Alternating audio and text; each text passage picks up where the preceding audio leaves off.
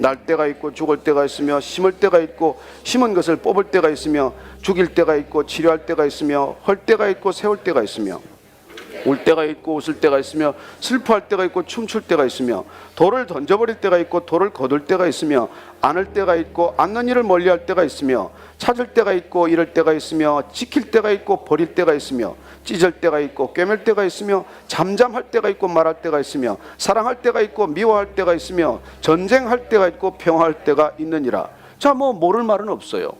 무슨 말인지 다 알겠어요. 근데 중요한 것은 우리에게 날 때가 있고 죽을 때가 있다로 인생을 정의하고 있다는 것입니다. 인생은 날 때와 죽을 때의 사이, 시간이라는 뜻이에요. 인생이 뭐냐? 인생은 나서 죽는 그 동안의 시간이라는 거예요. 시간. 그래요. 여러분들 뭐 복잡하게 우리 인생 살 거 없습니다. 나서 죽는 시간 살다가 하는 거예요. 그리고 우리가 먹는 농작물이나 식물들은 어때요? 심을 때와 뽑을 때의 사이라는 거예요. 그럼 그 시간이 전부입니까? 아니죠. 뽑힌 뒤에는 어떻게 됩니까? 뽑힌 뒤의 시간은 그건 우리 입에 들어가서 우리에게 서빙하는 시간이에요. 어떤 존재하는 모든 것들은 그 잠시 형상화된 시간 너머에 궁극적인 목적이 있다는 것입니다. 그럼 인간은 어떤 존재입니까? 인간이 나서 죽는까지 이 시간은 무엇을 위한 시간이에요? 그렇죠. 잠시의 이 시간은 그 이후의 영원한 시간, 하나님을 기억하고 하나님과 돌아가도록 만든 시간이에요. 그래서 인간은 하나님 안에 있을 때만 비로소 이 시간 개념이 정상적으로 깨닫게 되는 거예요. 이 인간의 존재로 살아가는 이 시간이 어떤 의미가 있나? 뭘 하며 살아야 되나? 그래요. 하나님을 기억하고 하나님을 사랑하고 하나님과 교제하고 하나님께 영광을 돌리다가 하나님께 돌아가는 목적으로 주어진 시간이라는 거예요.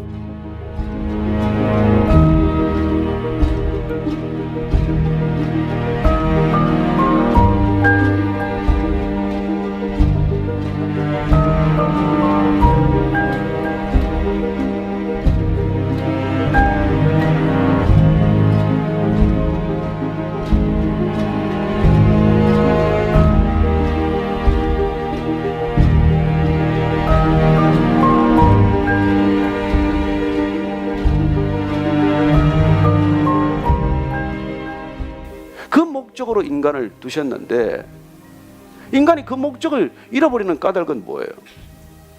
놓쳐버린 것이죠. 하나님을 기억하지 못하는 거예요. 심지어 하나님을 떠나고 하나님을 거부하고 하나님으로 인정하지 않는 그런 삶으로 치닫고 있기 때문에 오늘날 우리에게 이런 때를 살면서도 때를 분간하지 못하는 엄청난 비극이 시작이 된 것이죠.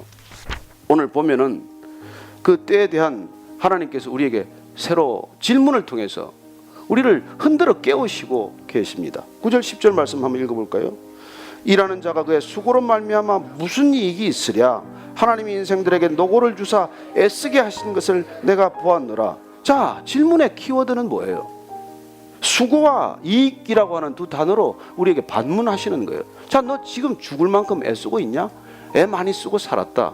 그 수고한 삶의 이익이 뭐냐? 남은 게 뭐냐? 뭐 남았냐는 거예요. 저는 이 질문 오래전에 했습니다. 제가 17년 전에 했어요. 그리고 저는 제 자신에게 답을 내렸습니다. 나는 애쓰고 수고했지만 내가 25년간 직장에서 죽을 만큼 일했지만 정말 나는 손에 남은 거 하나도 없습니다. 빈손입니다. 내 인생 부도 직전입니다. 그렇게 저는 고백했어요. 여러분 오늘 이 질문에 정직하게 대답해야 됩니다. 그렇게 애쓰고 수고하고 사는데 너 지금 남은 게 뭐냐? 너 이익이 뭐냐? 남긴 게 뭐냐? 그 질문에 두리뭉술이 넘어갈 일이 아니에요. 아주 솔직하게 대답해야 합니다. 그렇습니다. 저는 지금 사실 뭐 남보기에 멀쩡하지만 부도 직전입니다. 아니 부도 났습니다.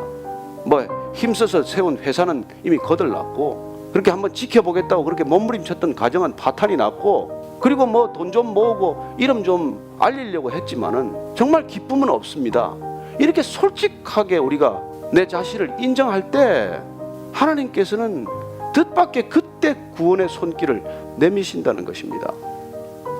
그리고 이 때란 우리가 때를 놓친 인간에게 하나님이 구원을 위한 하나님의 섭리가 담겨 있음을 보게 되는 것입니다.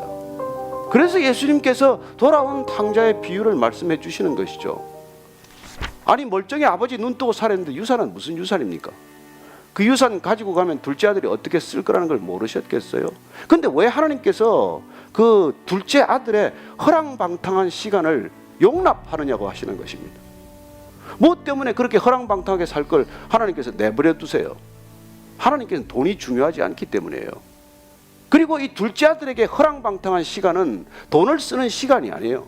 본인은 인조이하는 것, 본인은 돈을 가지고 즐겁게 사는 것이 이 때를 사는 지혜라고 생각했을지 모르겠지만 하나님께서 그 허랑방탕의 때를 허락하신 까닭은 그 때를 통해서 비로소 인간이 하나님을 기억하게 되기 때문에 그래요. 그래서 돈 떨어지고 내 주위에 사람들 떨어지고 화려한 사람들은 다 떠나가고 내 인생에 아무것도 없구나. 그게 깨달아져야 아버지가 생각나는 거예요. 아버지 집이 기억이 나는 거라고요. 하나님이 왜 우리에게 이런 시간을 허락하고 계신 줄 우리가 이걸 알게 된다는 것입니다. 이렇게 살아가는 허랑방탕한 삶이 돌아왔을 때 집 나갔다가 정말 눈물로 굶어가며 별로 정말 내 인생에 이런 험한 시간이 있나 할 때 돌아왔고, 그때 돌아온 둘째 아들은 집에 있는 아들보다 먼저 된 아들이 되었기 때문입니다.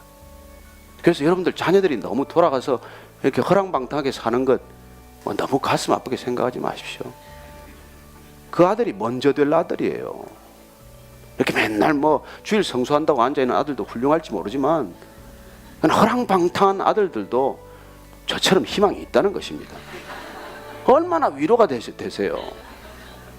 하나님의 시간이란 하나님을 기억하는 시간에 의미가 있기 때문에 우리는 그게 돈 버는 시간, 우리는 사람을 사귀는 시간, 교제하는 시간, 내 이름을 쌓는 시간, 이런 데 시간을 쓰느라고 온통 정신을 다 잃고 있지만 하나님은 여러분 건강한 부자지간의 관계를 원하는데 그 일을 위해서 시간을 쓰라는 거예요.